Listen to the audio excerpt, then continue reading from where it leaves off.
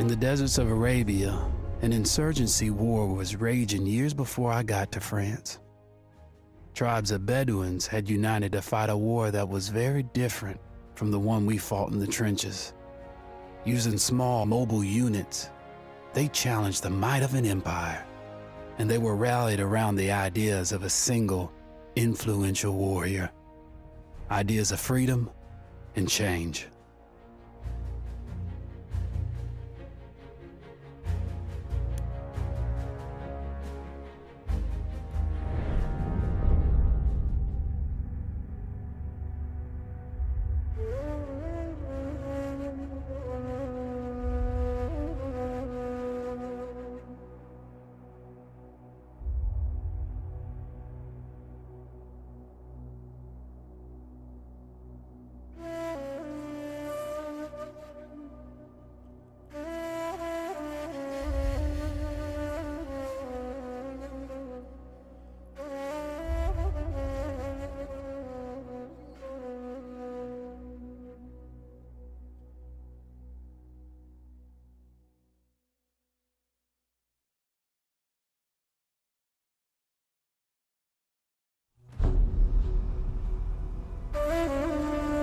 The Arabian Desert, a vast ocean of drifting sands and scorched, sun-baked rocks. Beneath these endless dunes, oil, the lifeblood of our new mechanical century. For more than 400 years, the Ottoman Empire has ruled these lands, controlling all that's to be found here. But the Ottomans do not rule unopposed. Small bands of Bedouin rebels have united to overthrow the empire. They strike without warning and then vanish into the desert. Fighting alongside them is a lone British officer whose exploits have earned him wide renown. The world has taken to calling this man Lawrence of Arabia.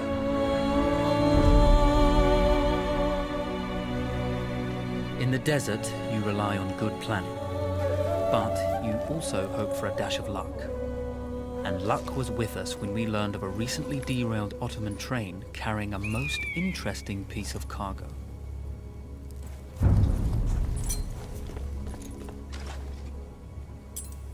A small patrol had joined the Ottomans who survived the crash. Together, they guarded the wreckage and waited for reinforcements. A lone fighter has just one advantage over a large enemy force. A lone fighter can move unseen.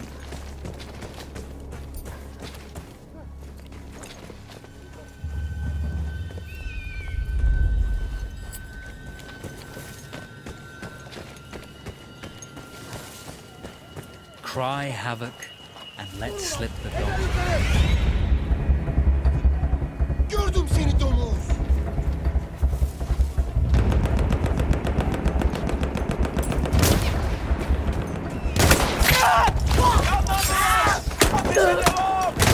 Kardeş düştü!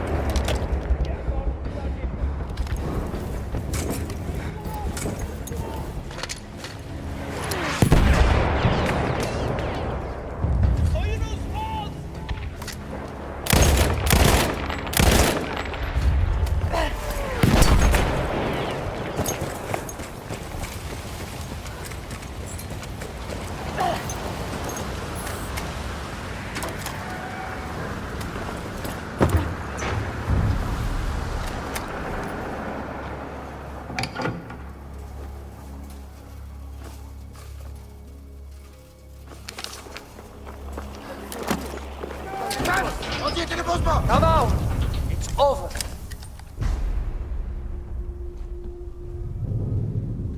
Well, you did not think we would be fast enough to catch you here, did you? Lawrence of Arabia.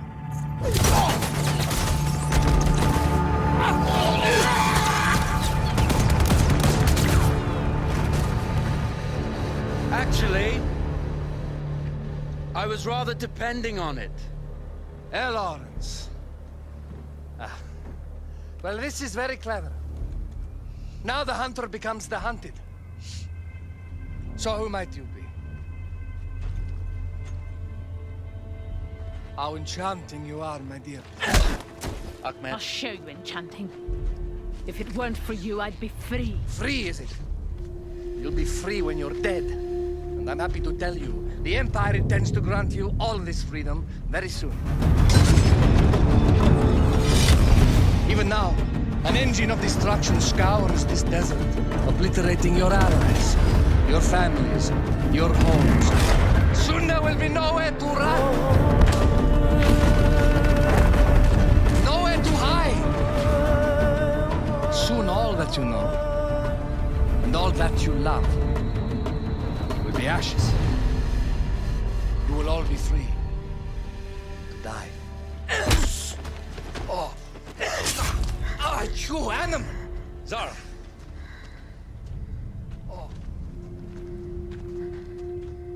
Now, I understand that you would like nothing more than to strip the flesh from that man's feet and send him off into the desert naked to die. But think about it. You're right. I'm sorry. My friend here, she can be a little brusque. You're going to tell me how to lie to your train, so we can lure it into a trap and destroy it. Impossible. To even begin to talk to that train, you would need an entire book of communication codes. Oh, like this one, you mean? You can never stop the progress of machines. One day, the whole world will take your lands and the precious black gold beneath its sands. We shall see, my friend.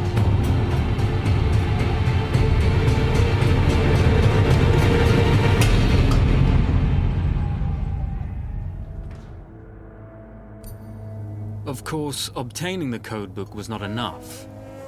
To destroy this Iron Dragon, this Canavar, as the Ottomans have named it, we had to send it 3 encrypted messages telling it to stand down. There were Ottoman outposts scattered along the railroad tracks. The commanders there carried high-priority message capsules. We had to use those to send our orders. Infiltrating the village wouldn't be easy. A full detachment of Ottoman soldiers had occupied it. The Ottomans had chosen an isolated location for their desert outpost. It seemed lightly defended. It was also well stocked with arms and equipment. The ancient ruins were all that remained of a civilization now lost to time. The Ottoman Empire brought in the modern world with a host of armored vehicles and field guns. 3 commanders to eliminate, 3 personal message capsules to be stolen, and then sent with our false orders. How Zara tackled this dangerous and audacious mission was up to her.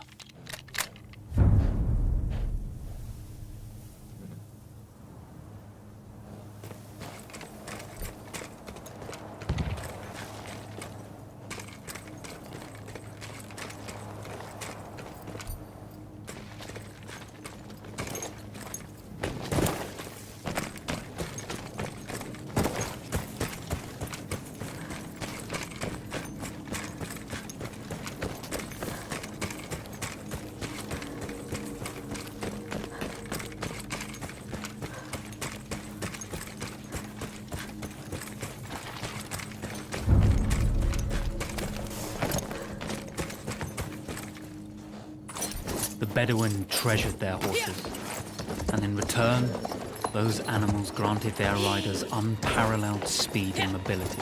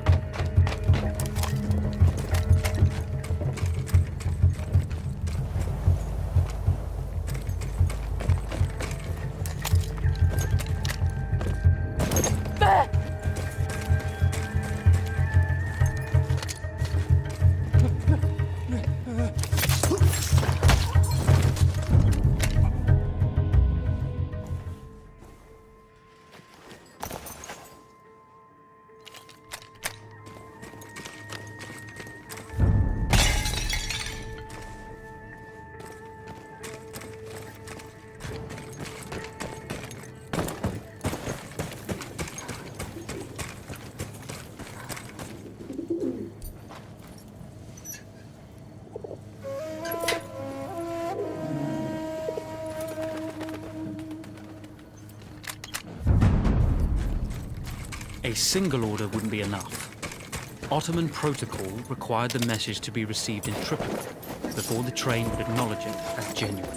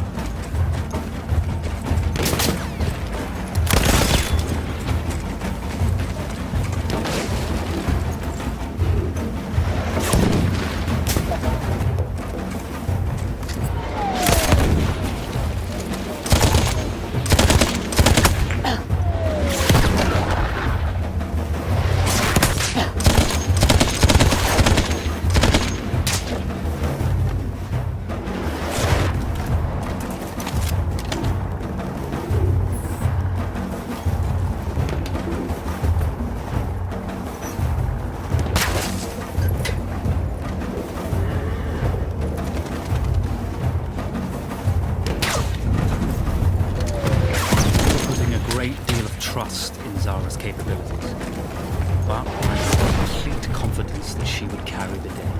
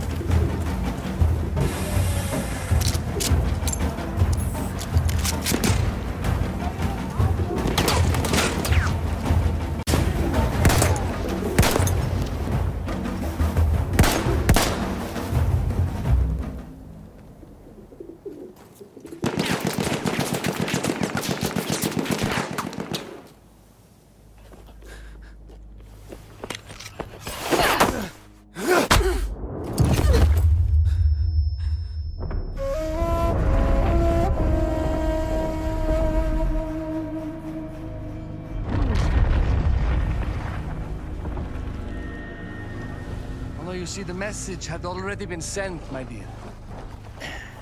Not the message you would have wanted. Lawrence was such a good host. It almost seemed rude to escape. I made sure to note the location of Lawrence's camp, of course. Which means the train knows too. Twice, you told that train everything was clear. But I told it exactly where to attack.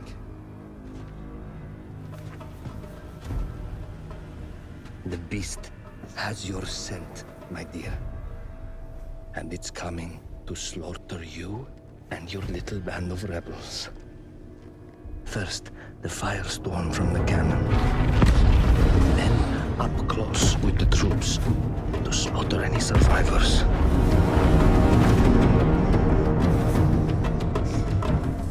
The legend of Lawrence of Arabia dies tonight.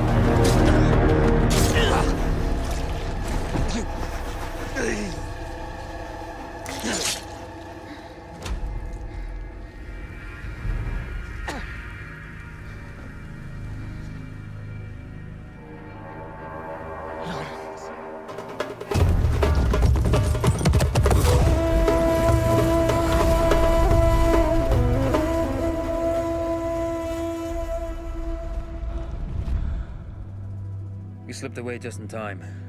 Tilkitchi was a fool to think we'd ever stay after he escaped. The carnival won't stop hunting us. No, it won't. Let me think.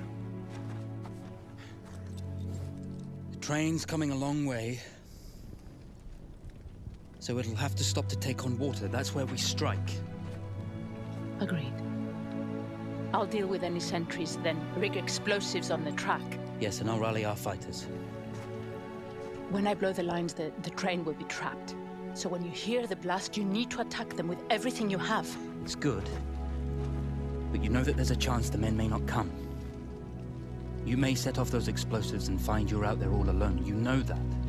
I guess I won't know either way until I set it off.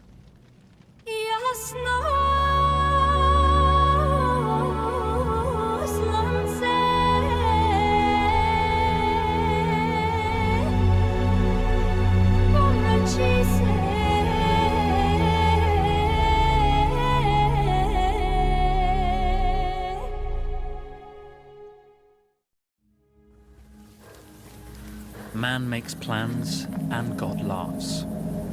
As it turned out, the small town where we would ambush the train had a significant enemy presence. Those troops would have to be dealt with before the explosives could be set.